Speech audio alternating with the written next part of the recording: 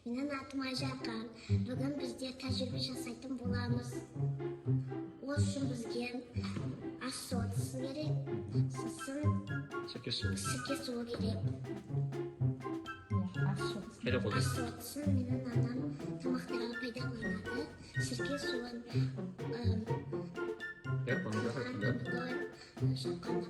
пайдаланады. Тағы да бізге не? Бізге баклажка мен шарлар керек. Ал енді тәжірибемізді бастаймыз ба? Ал енді тәжірибемізді бастайық. Ол үшін бізге сірке суды шөлмектерге бөліп қоямыз. Бұл тәжірибені сірке суы қауіптілігін мен өзім онда кішкене есімет көріп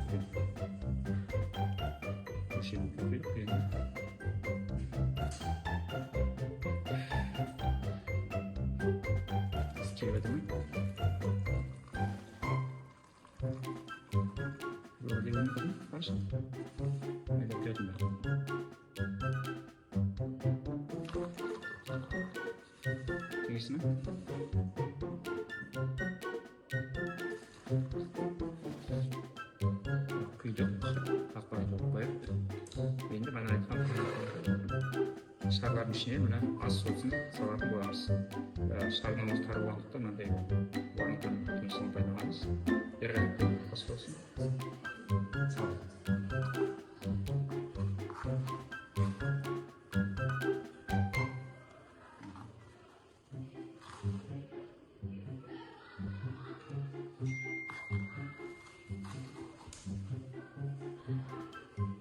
Енді екіншісін салып, ішіне бөлініп Asal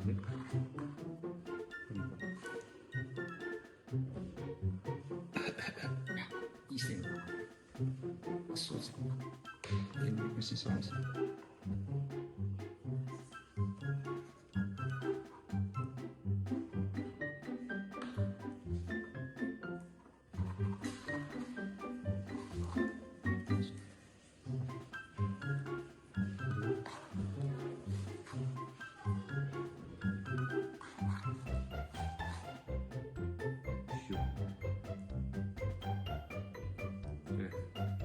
Енді шарды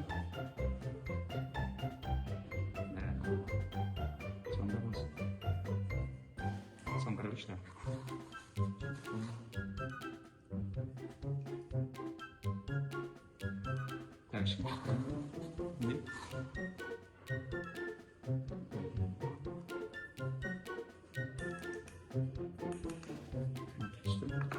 енді үшеуін жасапсың Ama ağzına kizeceğiz. Ne? İkincisini yapalım. Dur. Evet. Al sana da.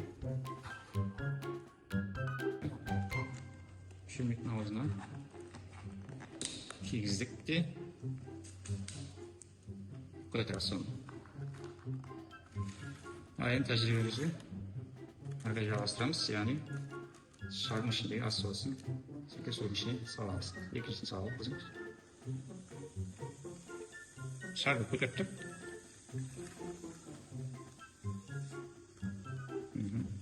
Реакция басталды. Шар үріліп жатыр, яғни нәтижесінде көміршыл газдың шар аузына кигізіп кіреді. Не сияқты?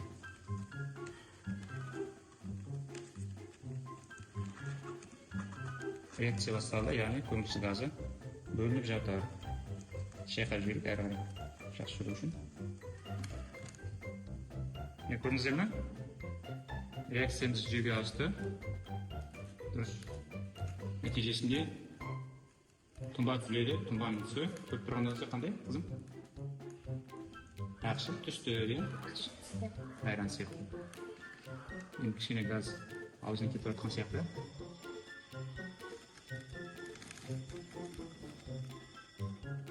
Яғни күнделікті тұрмысқа қолданып жүрген ас соусын осындай сірке сумен әрекет ету нәтижесінде газ бөлінетіні осы тәжірибе арқылы көз жеткізе аламыз. Бұл тәжірибені сіздерде күнделікті үйде қолдана көріп білуіңізге болады. Жақсы, сау болыңыздар. Сау болыңыздар.